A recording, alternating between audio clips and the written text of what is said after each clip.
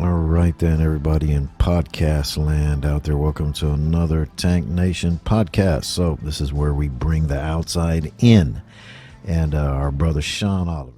How are you doing today, April? I'm doing fine. How are you? I'm doing well. Can you introduce yourself to the people? Okay. Well, my name is April Ben. I'm 44. Tell you a little about myself. Um, I've lived a life of, I pretty much want to say I didn't know my identity. So I said that I lived a life with identity crisis for many years. And when I say I didn't know my identity, I lived a life of going in and out of prison like that was okay. I lived a life of using drugs like that was okay. I thought that was my identity. So that's a little bit about myself. And I don't know how much more you want me to go into it No, as you that ask me the questions. I just that's want to give fine. a little bit about who I was and then who I've become. And as we get more and more into the situation, I can talk about who I become uh when I realized that I had identity crisis. Definitely, definitely. I saw, heard, and then met April at an event. And a lot of the individuals that are watching this, you may have heard of Texas Reach Out. And basically, April had given a testimony. And I myself, a lot of people don't know it, but I had been accepted to Texas Reach Out. But when I became aware that they might not accept monitors, I said, no, I've done too much time to try to wait to get to the door and find out if they do or they don't. But Okay. that's what happened. And so, April, my question to you would be, who were you? Well, at a young age, I I I lost my dad at a young age, so I never had a male figure in my life. So I yearned to have the attention of a male. I don't know why. It was just something in me. I yearned for that attention. So at I had my we lived in the project, so in Killeen, Texas, so it's called the Bricks. So when we were there, mother got friends. We got friends with the guy around the corner because he had a flea market and he was willing to let me work in the summer to keep me out of trouble because at a young age I started fighting a lot, and in school, getting kicked out of school, uh, just getting lost. I just knew that I wanted nice things, and my mother couldn't provide those no, too much for me anymore because when my dad died, he was the sole breadwinner. So I just wanted a lot of nice things. So I didn't know how to get it, but my surroundings kind of got me wrapped up into like, hey, you're young. First thing they say is, if you hold this dope for me, I'll pay you, then you can get shoes and get that. So I started riding with a lady that smoked dope and crack cocaine, and I used to hold her dope for her, and she would pay me. So they always would be getting high. So I wondered what that was. So eventually, she said, "You want to try it?" And that's the first time a pipe was put in my mouth. So I started smoking crack at 15. And when I started smoking crack at 15, I lost a piece of me. I just yearned, felt like I kept was missing something, and then I kept wanting to get high. So then I turned to, by this time my mother had seen I was getting a little bit wild, so she placed me in the hands of my godfather to watch over me, just to say that he taught me more so about the game and how to please men and how to make money with my looks. So then I started prostituting my body out to make money to get high, and then it gave me like a sense of power because I was desired uncontrollably, and they gave me a sense of a power and an entitlement. And then throughout the whole thing, when I look at my life and my identity crisis, I felt dissatisfied with my life. I lacked a sense of direction and purpose. The way I once thought about things in my future were dead and pointless. I didn't desire to finish school anymore. I thought that what I was doing was my purpose. I didn't realize that I was in an identity crisis, and that's not how I was created to be. I didn't know that God had a bigger plan for my life. And that turned into a lot of, so I caught my first charge at 15, and I went to TYC for 18 months. And it just didn't stop there. After 18 months, I got out when I was 16. When I turned 17, I went back to caught my first felony as an adult. And you know how they do when I'm not going to do right by it, because I felt like I didn't owe nobody anything. I could do what I want to do. So I kept going to the streets because I kept yearning for something. I wasn't getting filled. I yearned to be full, and I thought that the streets would give me what I want. I was manipulated. I lacked virtue. I thought that I was making everybody happy by giving them money or giving them myself. And it's still, at the end of the day, I was lacking fulfillment.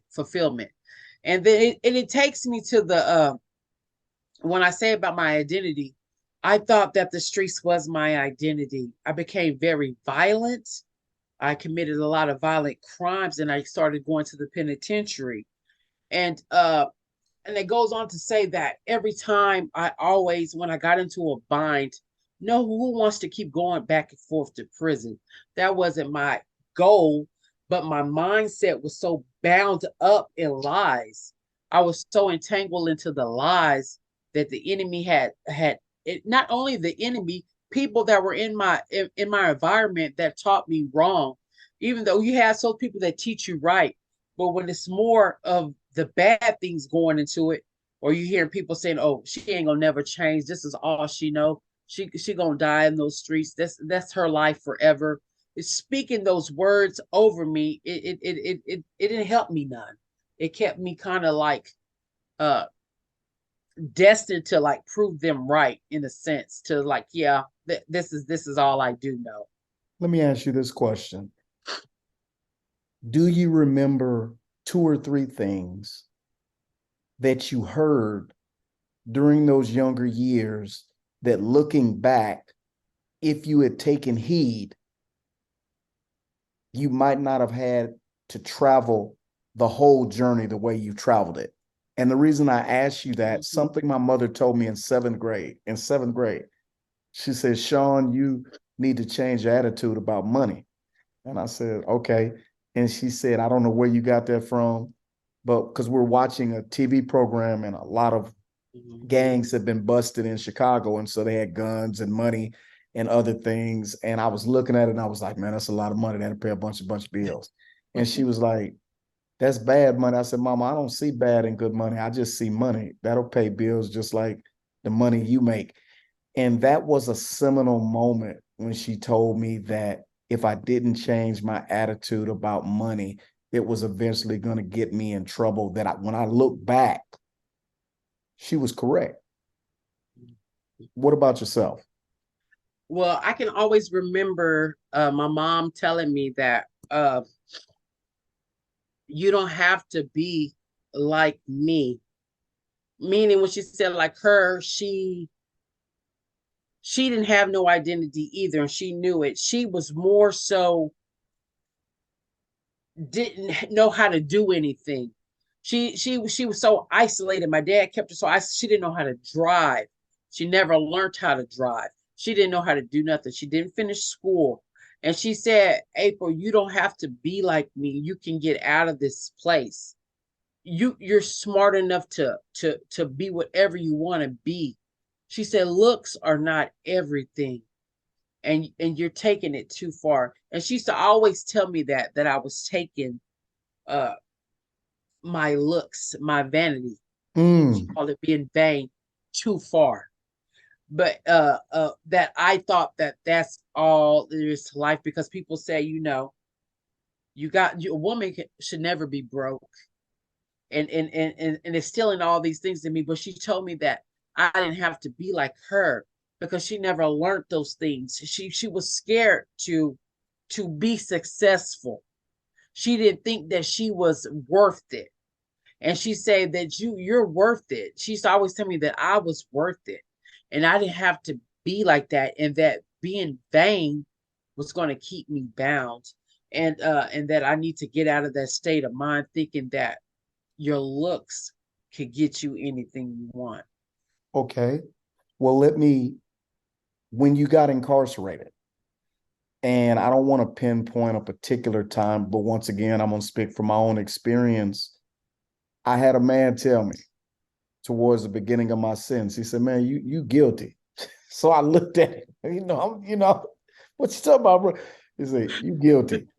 He said, "You're not going to stay as long as the people," and he's saying the state. He just walked up to me and said, "You're not going to stay as long as they want you to, but you're going to have opportunity." Uh-huh. And little did I know that that would be true, but I served over 27 years. But I always kept what he said in my mind because it spoke to my heart. And eventually I was allowed to be in a program the last few months of my incarceration. And the date that I was due to leave with a particular group, I ended up making parole with the group beforehand. Okay. So although I did not stay as long as I was supposed to, I got out early. And I just share that to say that I kept that in mind, that some people shared some things with me throughout my experiences of incarceration that not only helped mold and shape me, but allow me to have the tenacity to want to reach back and help. Is there anything or anyone who during your time of incarceration planted a seed or did something that was pivotal in your life? Yes. Yes. This I want to say on the journey of this last journey in my incarceration, Mm-hmm. because the first couple of them I was just not I was just doing me. Just one I was under the old law, so I knew it wasn't they had to let me out on my minimum this date. It didn't matter. I'm gonna get out. I'm gonna get out. It's the last time I had to sit down. But when I was at Carroll Young, we had a lot of people come in, and what the woman told me was, I always said, I always kind of remember her name, Billy Holly, Sister Billy, and she always said that I used to say, well, I just can't stop getting high.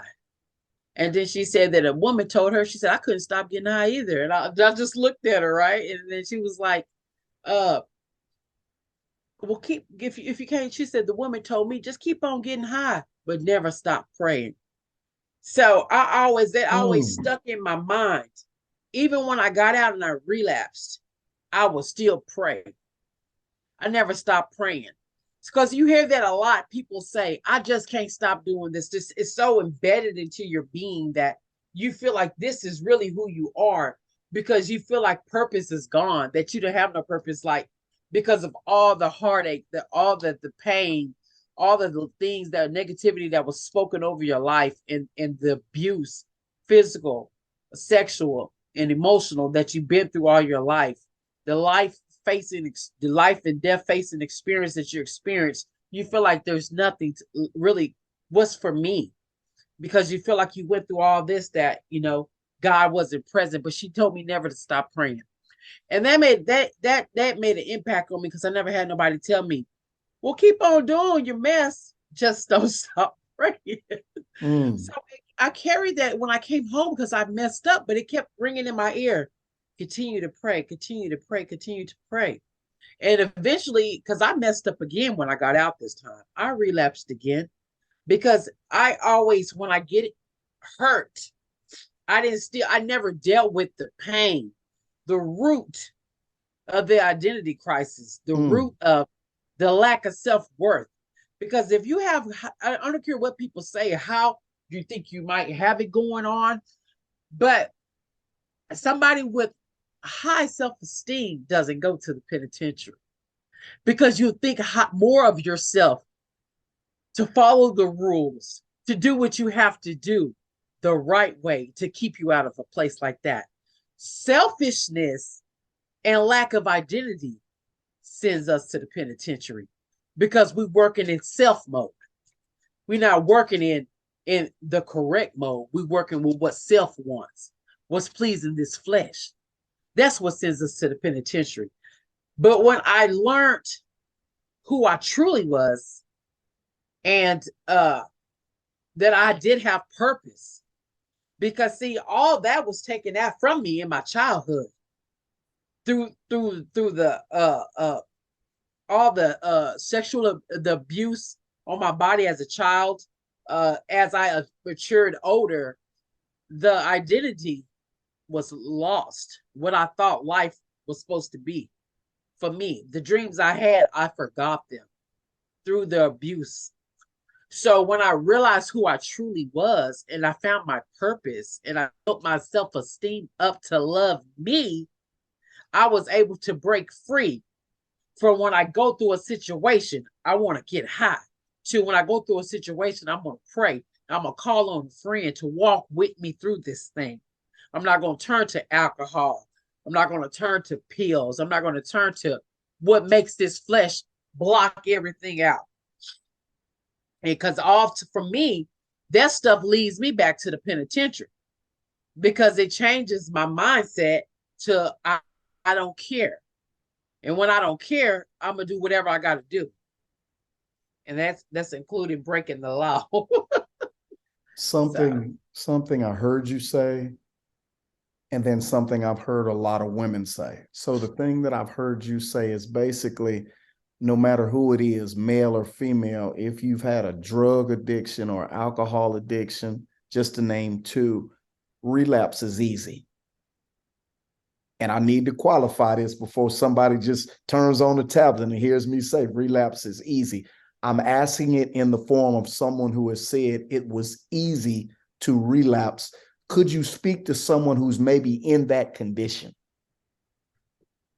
When I say it's easy to relapse, I mean it was. I came home and I did good for a year. I started having problems and emotional problems in my relationship, and then it caused me to use that instead of working through it.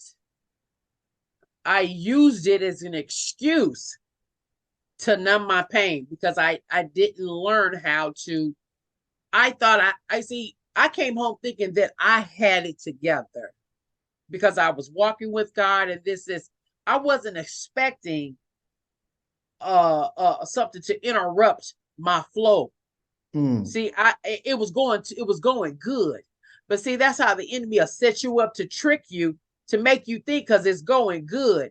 And then when something happened that's a little traumatic, it'll take your feet from under you and you will fall if you're not rooted into your identity, knowing that there's another way of escape besides drugs.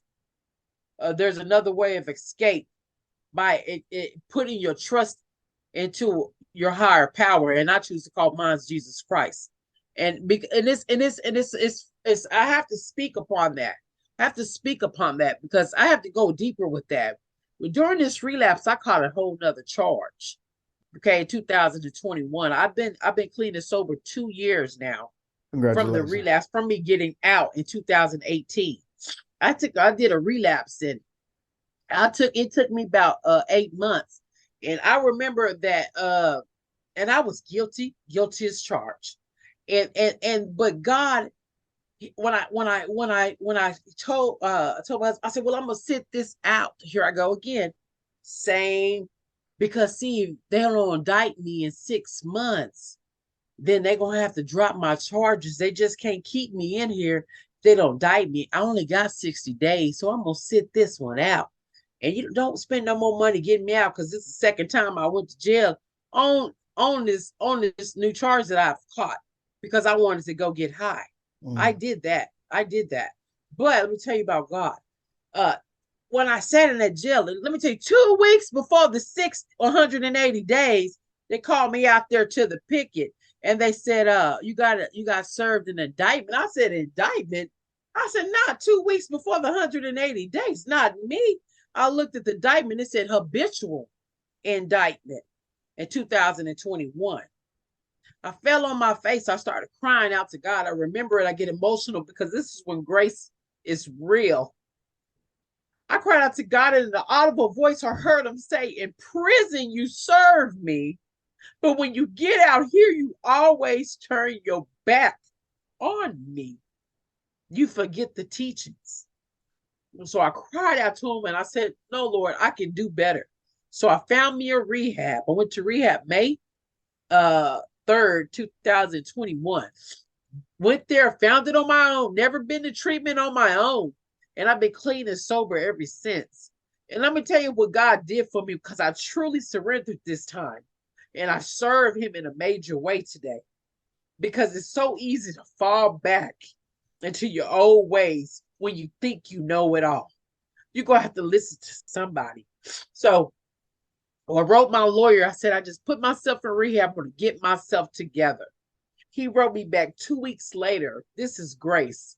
He says, I got all your charges dismissed. And I owed him $4,500. He said, and the $4,500 you owe me, he said, debt canceled. Just call me and let me know how you doing from time to time. Because see, it's a difference when you truly surrender.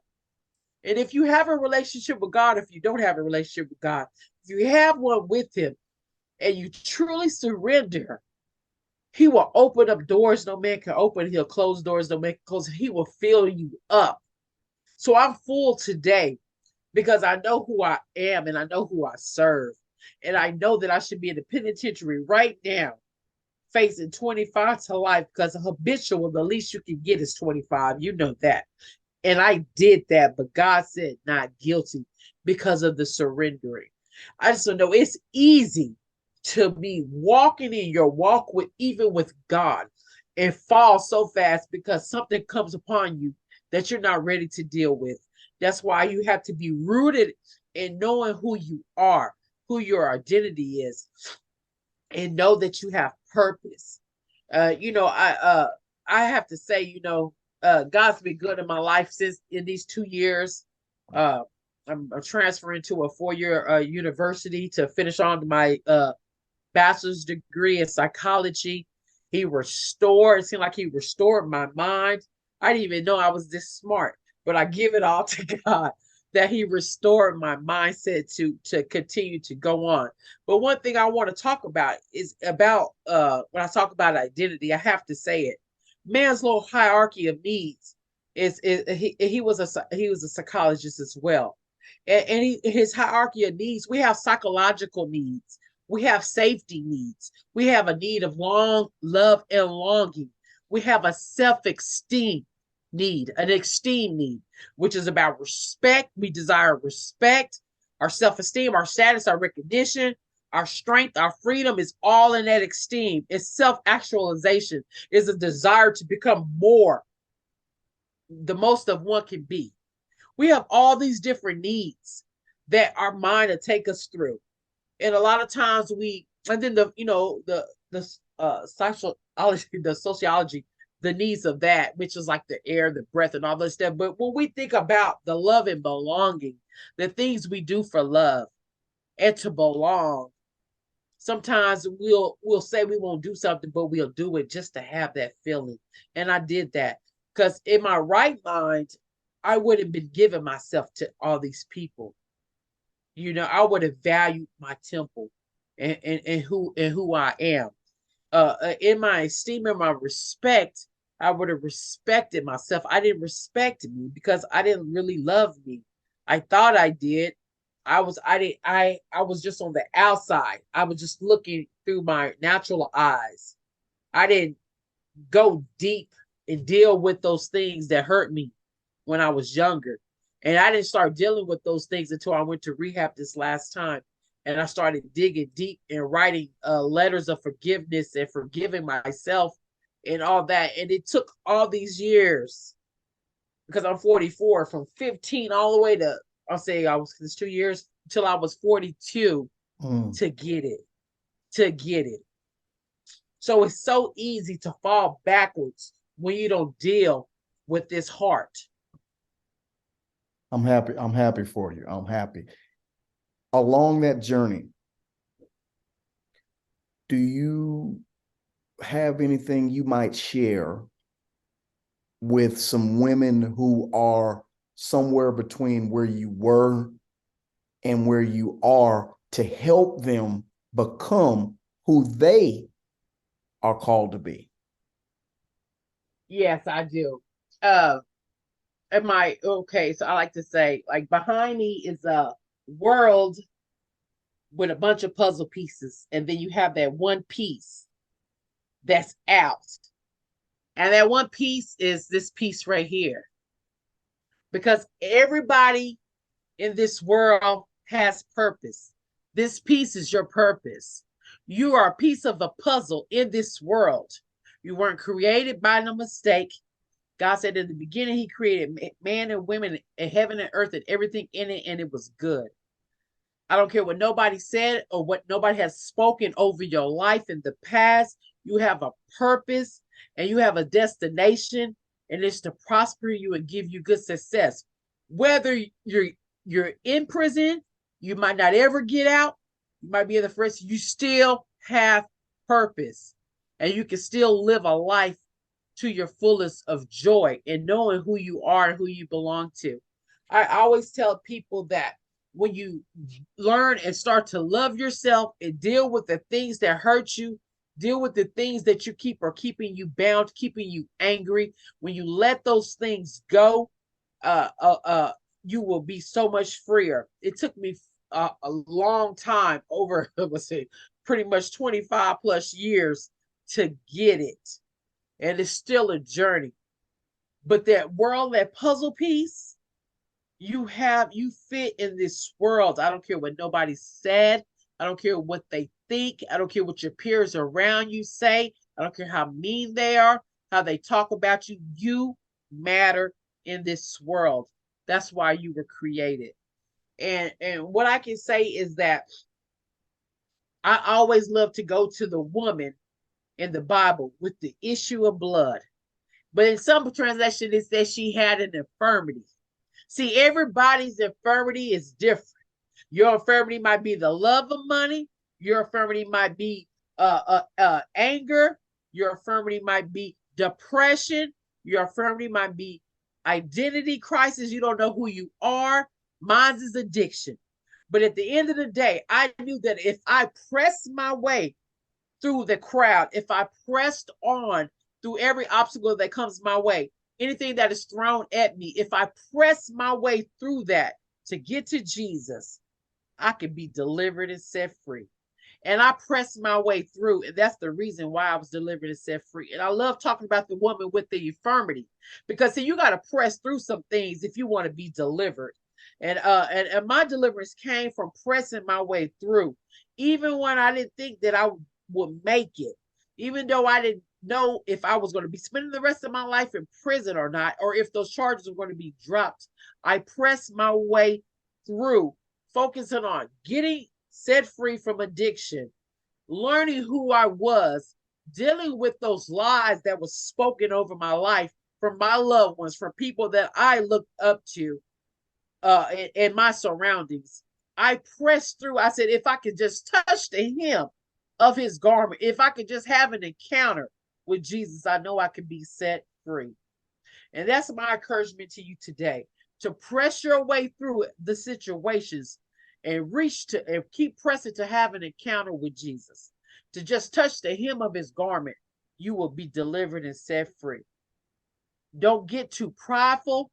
Don't think that it can't happen to you. I thought when I got out that I wouldn't go back either. And I went right on back to the same vomit I knew I was delivered from many times before. It's so easy to fall. Stay focused on the plan at hand, and that's building up and start loving you. Because when you start love you, when you truly love you, then you can be successful. But if you don't love you, you're going to fall for any and everything. Thank you. Thank you. I thank you for your time today. Tank Nation Conversations, promoting change through change. I'm Brian Collier, Executive Director, Texas Department of Criminal Justice. Blakinger. Dennis Martinez, I'm a world and U.S. skateboard champion. Hello, my name is Kevin Kempf, and I'm the Executive Director of the Correctional Leaders Association, and it's an honor. Gary Moore. Yeah, my name is Hedemias Cooper. Hello, I'm Michael Dutra. And this is Sharon Dutra. I'm David Gorin. I'm a radio producer for the BBC. I'm Maria Malgaronis. My purpose is to look out at each and every man in this room and see that there's hope for everybody in here. When I came to death row, all I knew was that I came here to die, but little did I know, I came here to live.